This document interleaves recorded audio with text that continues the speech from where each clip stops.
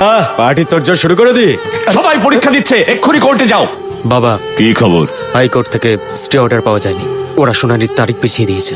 এটা ঠিক হলো না, আমরা হেরে যাব গরমের ছুটির পরেই। কখনোই না, আমি এমন ব্যবস্থা করব যে মামলার ফল আমাদের পক্ষেই আসবে। আপনি কোনো চিন্তা করবেন না।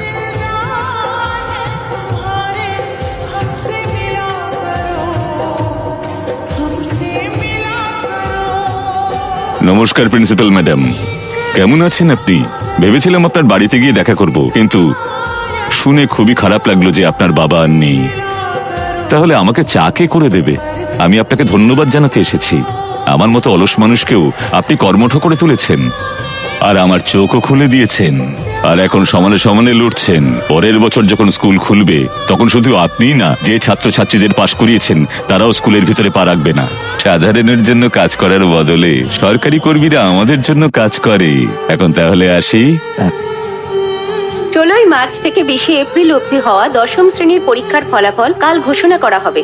রেজাল্ট পন্ডিচেরি ও তামিলনাড়ুতে সকাল 9:30টার সময় ঘোষণা করা হবে।